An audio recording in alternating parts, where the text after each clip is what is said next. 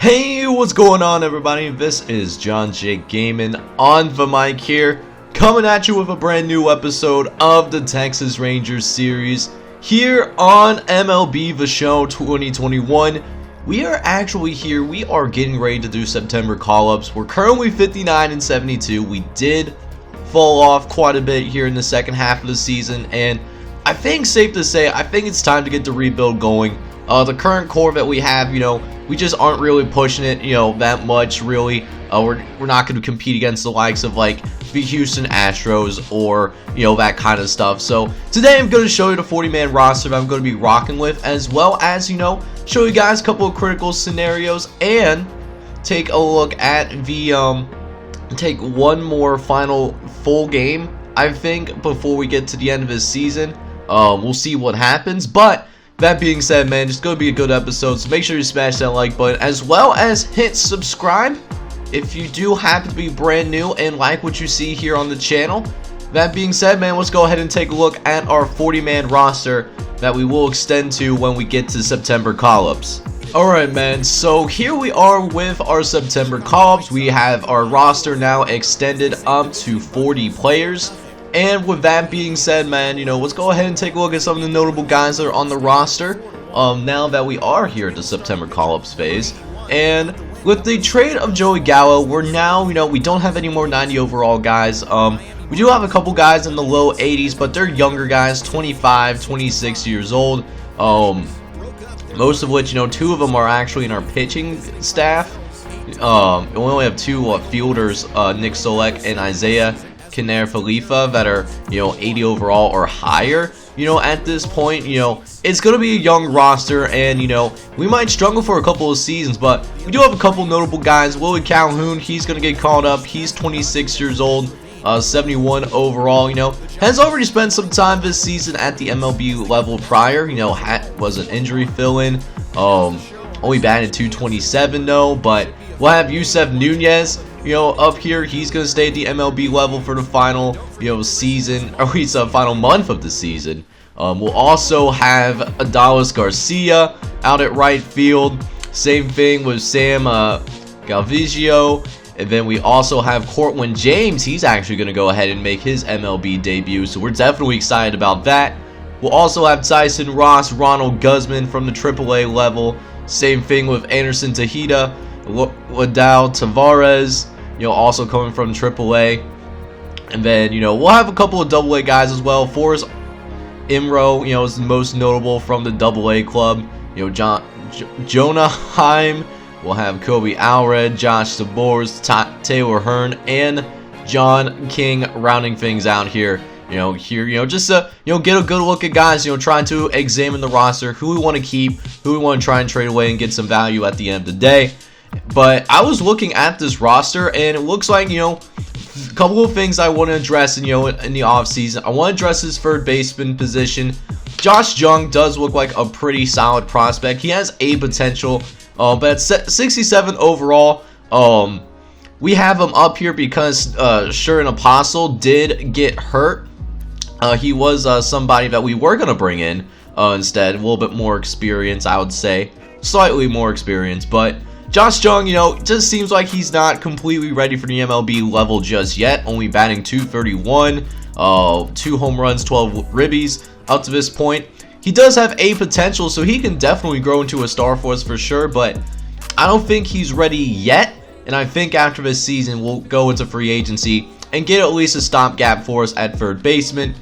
Same thing with right field. Adalis Garcia could be our guy. 27 years old, 70 overall. He is batting pretty well, to be fair, at the AAA level, 273. So we'll see what Adalis Garcia can do in this episode, if he can be a stopgap for us before, potentially Billy Ray or Kevin Rayburn, come in, and be, our future at that right field position. And that's another thing. I want to see if Billy Ray can be a guy that could be a future MLB leaguer at that position. But these are just things we're gonna have to find out. And that being said, man, let's go ahead and see what we got going on here. We're gonna first play again. We're gonna play against the Angels. We're gonna play against the A's, and I think last game that I want to play a full game, play against the Baltimore Orioles. tank bowl action, to end the season. So yeah, let's get it, man, and see what we can do. Alright, man, so we're here getting ready to get things going against the Los Angeles Angels, and just looking at the starting lineup that we're going to be employing out there on the field, you can see why that we've had struggles, getting some offense in. Besides our first 3 guys, we're really having a difficult time, hitting the baseball whatsoever. Granted, Nunez can easily pick things up. He's almost had a couple of home runs, this season. But, we're going to take a look at, Nunez, see what he can do as we get into our first, game against the Los Angeles Angels. Just taking a look at that future, try to get the rebuild going. So let's go ahead now and take a look at one of our first, really young players that we're looking at. Yusuf Nunez, man, who, if you remember in the very last episode of this series, we actually got a good look at him. He made his MLB debut, and, this is the type of guy that he's still, out here on the Major League roster, at least backing up Delano DeShields Jr., and it really helps that, the call-ups are now available, so that we can get some more looks at this kid. And surprisingly, he's batting better at the Major League level than he was at AAA. He's currently batting .246 going into this ball game. But, let's see if Yusuf can build up on that. He almost had his very first home run in his MLB debut. It, bounced right off the wall. So, let's see if Nunez can build on that and actually draws a walk in the top of the 3rd inning, something that I really do like to see here. So Nunez is going to go ahead and walk to first base, and we're going to have a runner on first. But that being said, really couldn't do anything with it. But despite that, top of the 4th inning, we did manage to get a 2-1 lead, as we're now have Justin Upton up to play here. See what Justin Upton could try to do. He might go ahead and tie this ball game. Nunez, the ball is just way too high. It's going to be a solo home run for Justin Upton. And that's going to be home run number 18 on the entire season. That is going to go ahead and tie this ball game up at 2 apiece here in the bottom of the 4th inning. As we'll go ahead now and jump into the top of the 5th now. We got a runner on second base. Let's see if we can go ahead and try to drive this guy home, so that we can go ahead and get the lead right back here. As we got a 2-2 count to work with here. The 2-2 pitch is coming, but we missed the changeup though. We was a little early with it, so we squander an opportunity to, have the chance to go ahead and, bring that guy home and take the lead. And now we're down 3-2 here, and we got a runner on first base. The thing about Nunez, though, is, even though the bat isn't totally there just yet, the thing that I do really like about him is that he does a really good job of playing defense. He's a nice glove out there in center field.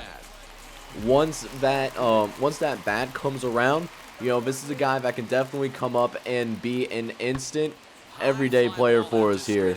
As we now have bases loaded here, Nunez, good, trying to throw home. Guy with 87 speed, gotta try to go right to home, and we can't. We don't have enough arm strength, it seems like. A couple of bounces. He was going to be really tough to get out anyways, but it was worth a shot. As we're down 9-2 here. So not a good situation for us here whatsoever. Top of the 8th inning. Still looking for our very first hit of the day. We drew a walk, but have not been able to, get on base outside of that walk. As we hit this one deep, is that going to be gone? It is. Let's go, baby. Okay, Nunez. Home run number 1. The first one of his major league career, man. Nunez out here getting it stroking. Pause.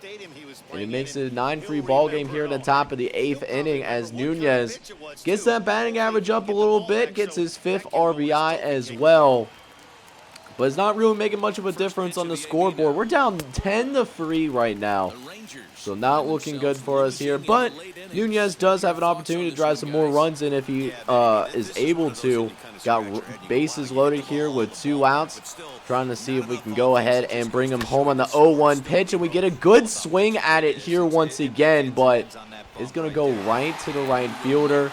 That's the final out, and the Angels are going to win this one.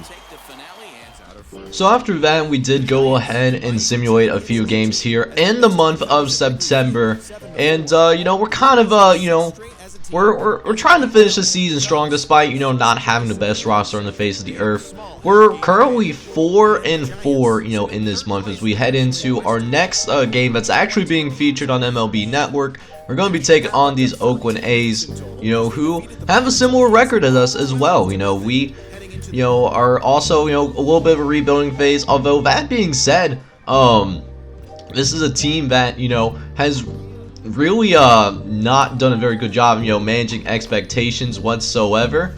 As we'll go ahead and player lock on another person that we're looking at that could be a future contributor, Julio Pablo Martinez. He's up here at the major league level as well, but he hasn't adjusted as well as Yusuf Nunez, you know, whatsoever. You know, here's a guy, you know, he only batting 190 so far, you know, 1 home run, 4 ribbies. He does have pretty good speed, 85 speed, a 50 steal as well. But just like his batting isn't really there yet. He does have a good arm though. He can be a good defensive outfielder. And, you know, we'll see what he can do though. You know, let's see if we can get him on base and then try to go out and try to get some steals for Julio Pablo Martinez, another young player that we're looking at. So the next person that we're going to go ahead and take a look at here at the major league level, one of the September call-ups, and Julio Pablo Montinez. He hasn't been doing as good as Yusuf Nunez, who was batting 240. Martinez, you know, very fast guy for sure, but he's only batting 190. So, you know, definitely needs to work on getting himself off the interstate. And, you know, what we do realize, you know, both of these guys, you know, in the low 70s overall, is that we have a little bit of a logjam here at center field. So we definitely need to figure things out here, whether we need to move some guys, you know, to different outfield positions, whether we might have to potentially, you know, trade away, you know, Julio Pablo Martinez in favor of, you know, maybe some, you know, high-end prospects at other positions, you know, besides center field.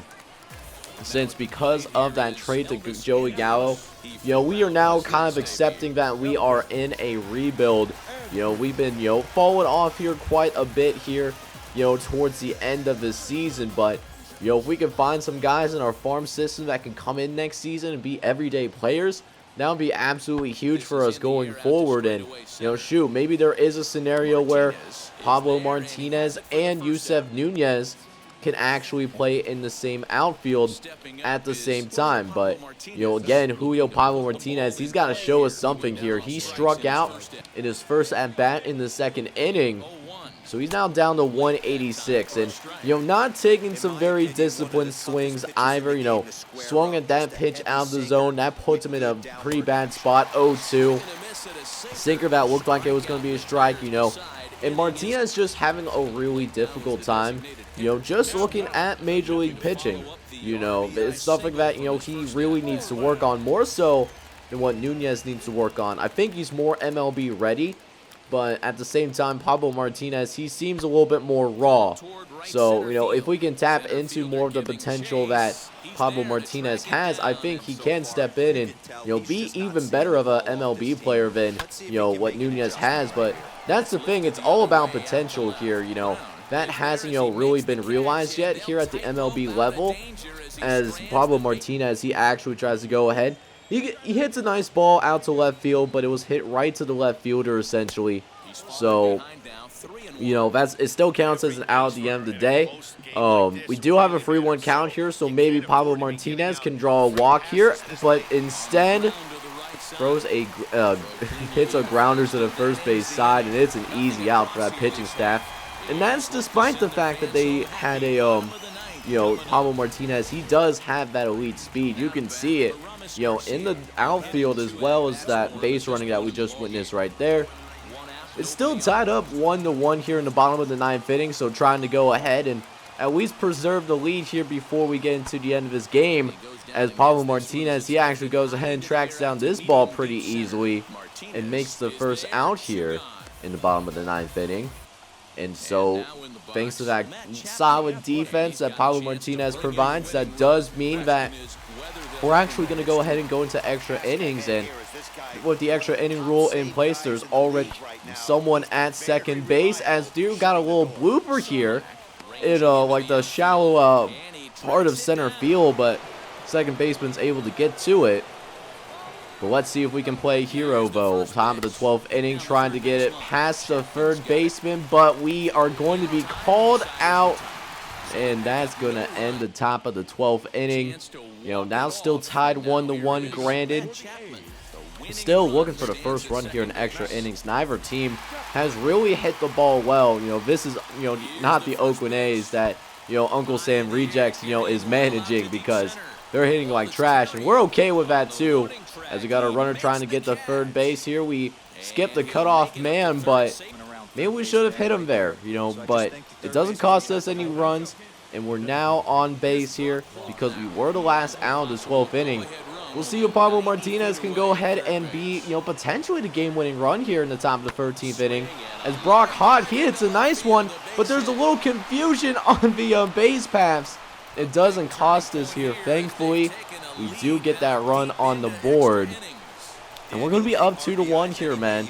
Brock Holt gets the RBI, and we actually are able to go ahead and tap in a few more runs as well. You know, get a little bit more insurance here, just in case. As the Oakland A's are going to go ahead and try to rally here down in the bottom of the 13th inning. As this one is hit really hard out to center field. Pablo Martinez makes the catch, but the runner is going to advance to third base. So we got the first out of the inning. And that's going to bring up Sean Murray, who's 0 for 7. He grounded out in his last at bat. That was all the way back in the 7th inning. Is now one out here. Bases at third. This one is hit deep to center field, but Pablo is going to be able to go ahead and get under this one. This one's going to go for home, though. We're going to try to chuck it to the cutoff man, but we still can't get it in time, unfortunately. So the A's get a run on the board.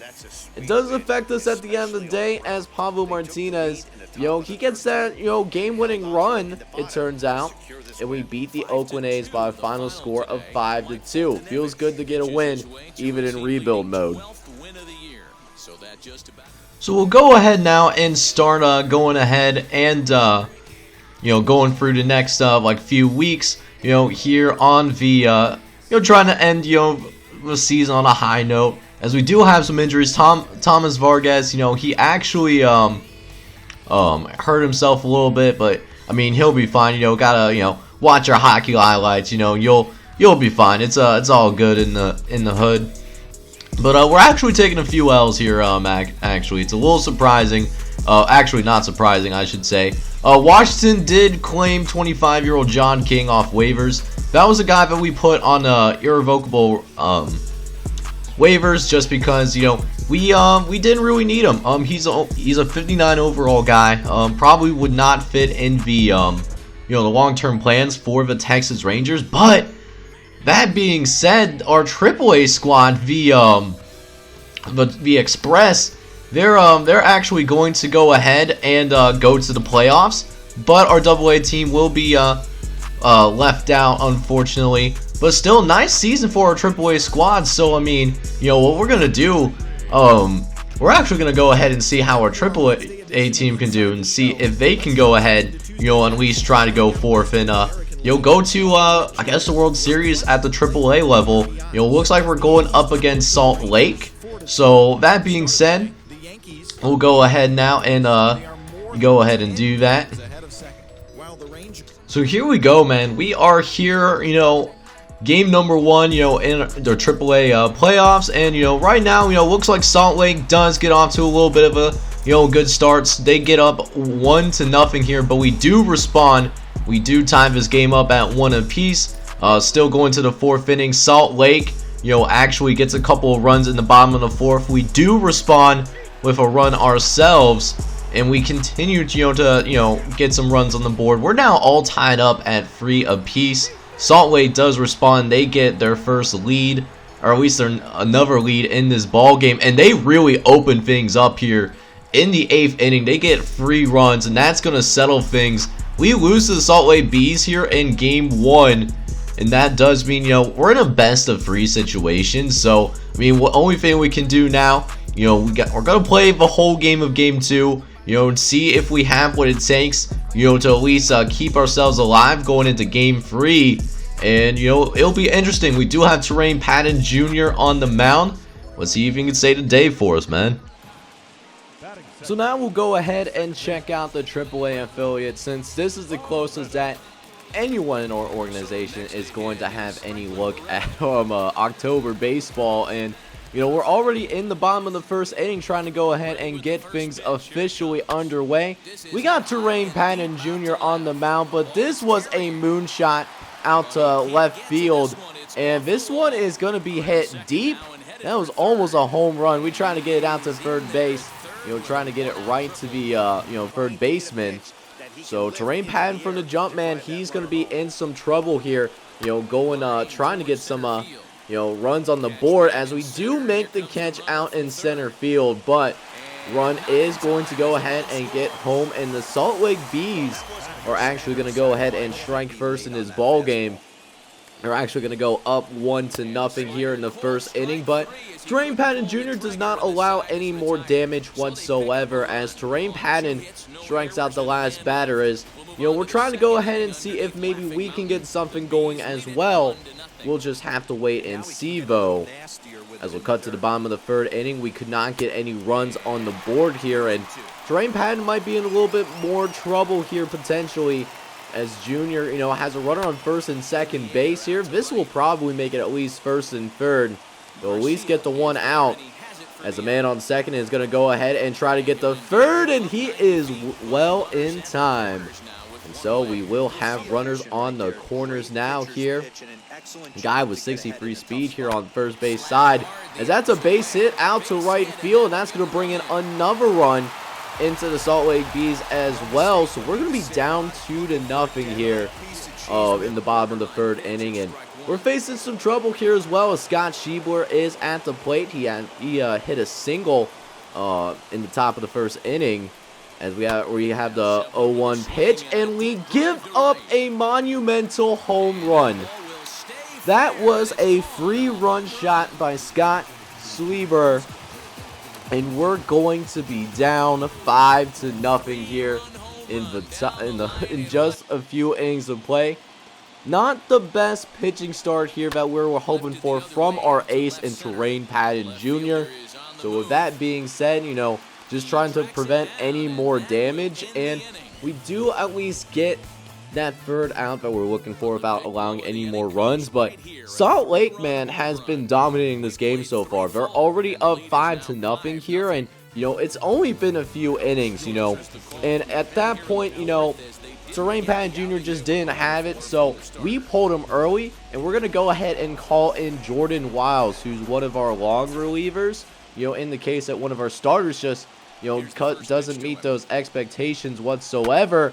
Although on the very first pitch he throws, I kid you not, we give up another home run down the right base side. The first home run of the playoffs for Jose Reyes. And, you know, we're down 6-0 now. It's not a good look whatsoever. Hopefully Jordan Wiles can at least get out of the rest of this inning with us without any more damage being done. Although he does give up a base hit right up the middle. So there's now a runner on first base here once again. So again, you know, just a tough look for us here in general. We got a 3-2 count here in the bottom of the fourth, as Jordan Wiles does at least get the next batter out. You know, at least we got that going for us here. But man, Jose Reyes out here just smacking the ball. Just eyes on the ball, had nice follow through and everything. I'm sure that Salt Lake organization is excited, you know, for whenever he is ready for the major league level. But until then, we're down 6-0 now, and you can tell, you know, we've had a really difficult time hitting the baseball ourselves. We've only managed a couple of hits, but we haven't, you know, been in a significant position to go ahead, you know, at least, you know, threaten to score runs. We haven't even gotten to that point yet, so our bats definitely need to come around, but until then, our pitching needs to come together and really stop the bleeding here as we'll have another pitcher on the mound. Colby Howard is pitching for us now, and he gives up another home run down the right base side once again, and it's Scott Schiebler who hits home run number 2 of this ball game. This guy right here is just tearing apart our pitching staff, and it's not usually a bad pitching staff. It is part of the reason why they got this far in the first place, why they made it into the playoffs, you know? Like, that's where we are at, and, you know, but it is what it is, so we at least get another out, but man, we are down bad right now. I'll tell you what, we're down 7-0 here. We still have 4 more innings left to play. Again, man, hopefully we can get something together, but we just have not just stringed together some hits whatsoever, as we'll try another pitcher on the mound. This time it's Abdul Diallo, a custom prospect, and he gives up a short base hit. Looks like down the middle of the field, the shortstop does a really good job of at least, you know, preventing it from, you know, getting to center field. That could have, you know, prevented, you know, a base or 2 from being stolen in the process. So it's still a runner on first base, as Franklin Barreto is at the plate. He's batting 1 for 3 today. And we do at least strike him out here. So Diallo, his first at-bat of the game, you know, able to get him out. Hopefully we can go ahead and get out of some trouble here, but we give up another base hit.